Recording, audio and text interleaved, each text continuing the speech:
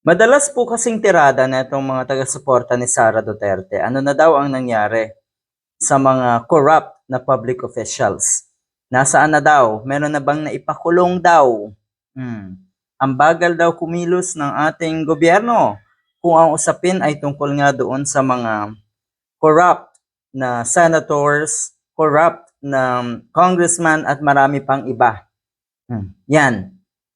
Wala daw inatupag kundi ang mga kasalanan daw ni Sara Duterte ang kanilang pinagbubuntunan. Maganda yun, ano? Mga kasalanan daw ni Sara Duterte. Si Sara Duterte daw ang focus. Yan kasi ang alam nyo. Hanggang dyan lang kayo sa idea na yan. Kasi akala nyo talaga pinagkakaisahan si Sara Duterte. Bakit? Sana alam nyo rin na marami na ang malapit ng makulong at ang masaklap dyan, lahat yan ay mga kaalyado ni Digong at ni Sara Duterte. Yun yung masakit. Hiningi nyo na maipakulong. Hinihiling nyo na kasuhan na yung mga sangkot sa flood control scam. Pero ang totoo niyan, halos lahat dyan ay mga kakampi ng mga Duterte. Yun yung masaklap. Kung sana, gusto niyo talagang mapabilis daw ang proseso at maipakulong na nga yung sinasabi niyong mga corrupt officials, o di sana kinasuhan niyo.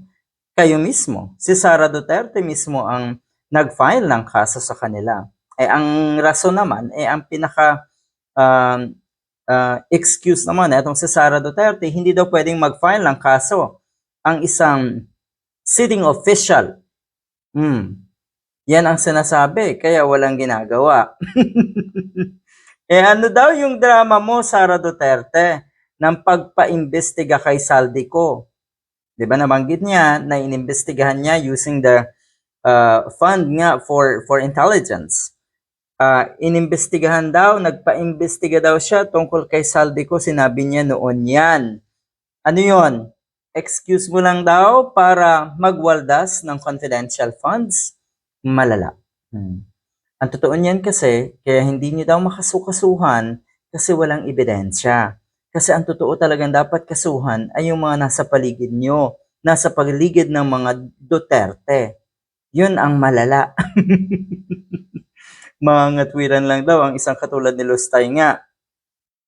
Sobrang ginagawa niyang bobo, tanga at duwag ang mga matitinong kababayan natin. Pero hindi ako naniniwala dito. Patuloy lang niya sa tingin ko na ginagawang tanga, bobo at duwag ang mga taong bobo, tanga at duwag mula noon pa. Yan po ay ang mga diehard.